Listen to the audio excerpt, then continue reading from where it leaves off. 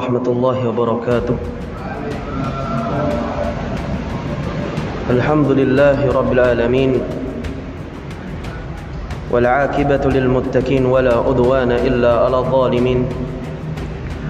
أشهد أن لا إله إلا الله وأشهد أن محمدا عبده ورسوله لا نبي بعده.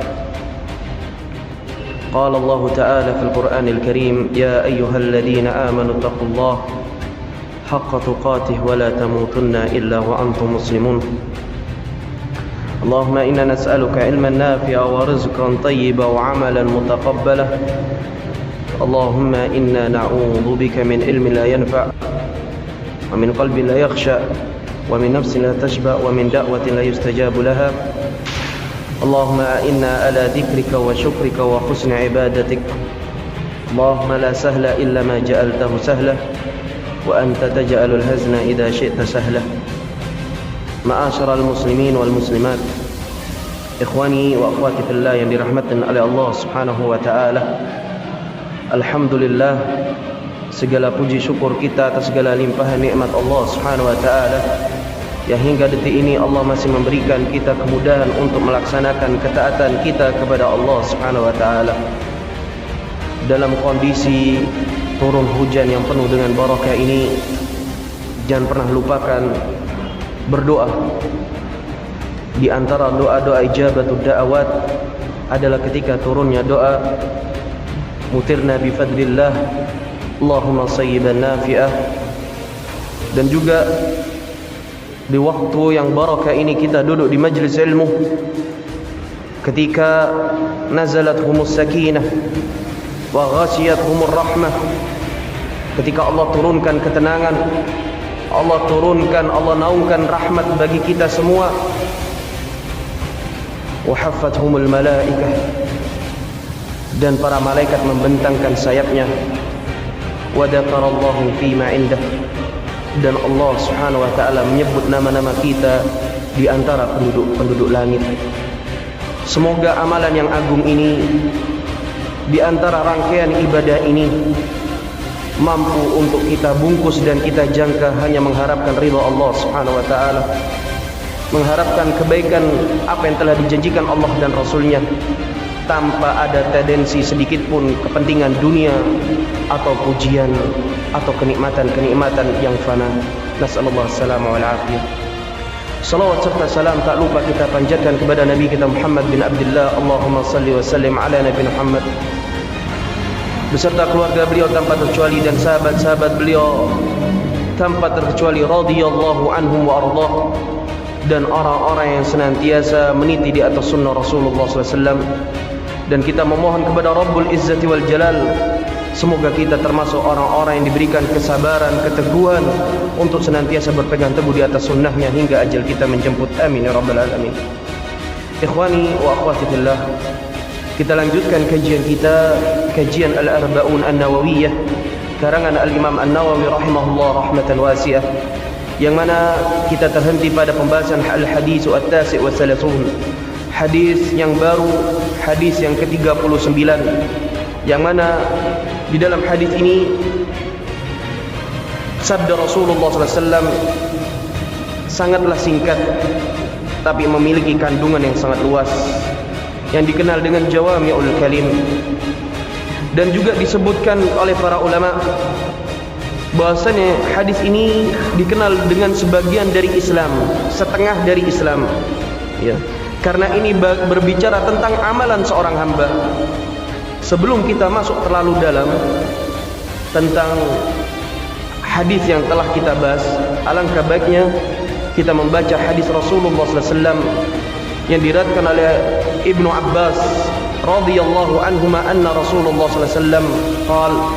Ibnu Abbas kita ketahui beliau adalah sepupu Rasulullah sallallahu alaihi wasallam, ayahnya Abbas, dan Abbas ini adalah paman Rasulullah sallallahu alaihi wasallam. Dan kita ketahui bersama di dalam sejarah paman-paman Rasulullah sallallahu alaihi wasallam yang hidup dari 10 orang laki-laki itu hanya ada 4 orang jemaah.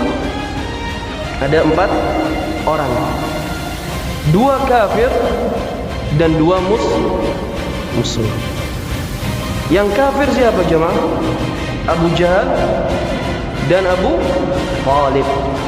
Dan yang mukmin yang beriman kepada Allah dan Rasulnya adalah dua orang, Hamzah dan Abbas radhiyallahu anhuma ajma'in. Hadis ini diriwayatkan oleh anaknya Abbas, Abdullah ibni Abbas. Anak yang kecil tapi memiliki kelebihan yang luar biasa. Bahasanya Rasulullah SAW bersabda, Inna Allah tajawaza li an ummatil khata'a wan nisyana wa mastuqrihu alaih. Sesungguhnya Allah Subhanahu wa ta'ala memaafkan kepada umatku, terhadap umatku, ketika umatku melakukan perkara yang tidak sengaja. Maksudnya apa? Umatku akan dimaafkan oleh Allah, tidak terkenai dosa apabila umatku yang pertama tidak sengaja al-khata', melakukan kesalahan. Dan ini akan kita jelaskan. Yang kedua, an-nisyan, lupa. Yang ketiga, wa mastuqrihu alaih, dan sesuatu hal yang dipaksa untuk melakukannya. Ikhwani yang dirahmati oleh Allah Subhanahu wa taala, sebelum kita masuk ke dalam perawi hadis ini, yaitu Ibnu Abbas radhiyallahu anhu, berbicara singkat tentang keutamaannya, kita berbicara tentang derajat hadis ini. Derajat hadis ini, kata para ulama, hadis ini dhaif. Di antara yang mendhaifkannya adalah Imam Ahmad secara isnad. Adapun secara matan, di sini tidak menyelisih nas-nas Al-Quran dan Sunnah. Bahkan kata Syekh Shalih Ibn Utsaimin rahimahullah, ya, lakin al-ghalib anna ma yadhkuruhu min al-ahadits ad-dha'ifah fi hadzal kitab lahu syawahid yartaki biha ila darajatil hasan. Al-Imam An-Nawawi rahimahullah, kita berhusnudzon keseringannya beliau rahimahullah, ya, beliau meriwayatkan hadis-hadis yang lemah, tapi hadis-hadis yang diriwayatkan oleh beliau meskipun lemah secara derajat, tapi hadis tersebut tidak menyelisih nas-nas yang ada di dalam Al-Quran dan Sunnah. Maknanya apa? Hadis-hadis meskipun secara hukumnya dhaif menurut sebagian para ulama, tapi menurut Al-Imam An-Nawawi rahimahullah hasan. Derajatnya hasan li ghairi, terangkat derajatnya disebabkan ada penguat-penguat jalur yang lain atau hadis-hadis yang lain yang semisal maknanya dengan hadis yang kita baca. Ala kulli hal jamaah yang dirahmatullah, bukti jelas bahasanya hadis ini meskipun lemah tapi maknanya benar. Kita akan membahas dengan ayat-ayat Allah dan hadis-hadis Rasulullah yang sesuai dengan pembahasan kita, bahasanya hadis ini benar secara makna.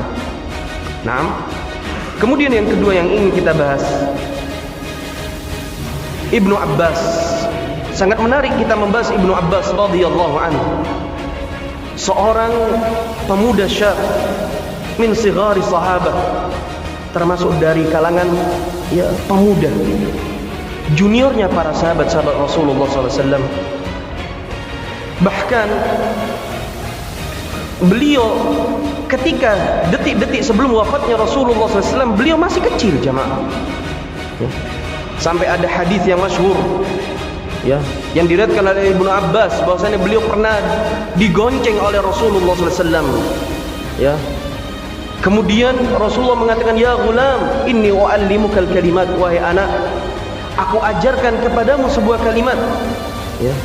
Ihfadillaha yahfadka, ihfadillaha tajidhu tujahak. Jagalah Allah, Allah akan menjagamu. Jagalah Allah, Allah senantiasa bersamamu. Wa idza sa'alta fas'alillah. Jika engkau meminta, hanya mintalah kepada Allah. Wa idza sta'anta fasta'in billah. Jika engkau meminta pertolongan, hanya mintalah pertolongan kepada Allah. Dan seterus hadisnya ini. Makna dari sini jemaah, meskipun kecil, tapi dia memiliki keutamaan yang spesial, sehingga beliau dijuluki oleh para ulama al-mu'arrikhin habrul ummah, ya, tintanya umat, ya. Karena beliau ahlu tafsir. Sebagaimana doa yang sering kita dengar tentang doanya Rasulullah kepada Ibnu Abbas, Allahumma faqihu fid din wa alimhu ta'wil. Ya Allah, fahamkanlah ia dalam urusan agama dan jadikanlah ia yang faham mengerti tentang tafsir. Bahkan jemaah yang dirahmatullah, para ulama telah mengatakan nikmat turjuman Abdullah ibn Abbas. Sebaik-baik penerjemah ulung tafsir ayat-ayat Al-Quran Abdullah ibn Abbas radhiyallahu anhu. Jemaah yang dirahmatullah, di antara keutamaan yang luar biasa yang dimiliki oleh Abdullah ibn Abbas, meskipun kecil, beliau memiliki keutamaan menghafal hadis-hadis Rasulullah, termasuk 7 sahabat yang paling banyak menghafalkan hadis-hadis Rasulullah. 1660 hadis beliau meriwayatkan dari Rasulullah SAW. 1660 hadis yang diriwayatkan oleh Ibnu Abbas radhiyallahu anhu. Urutan keempat kata para ulama, setelah Abu Hurairah radhiyallahu anhu, setelah Abdullah ibni Amr, setelah Aisyah, kemudian Abdullah ibni Abbas, kemudian Jabir bin Abdullah, kemudian Abu Sa'id Al-Khudri radhiyallahu anhum ajma'in. Jamaah yang dirahmatullah, kenapa beliau bisa berilmu seperti itu?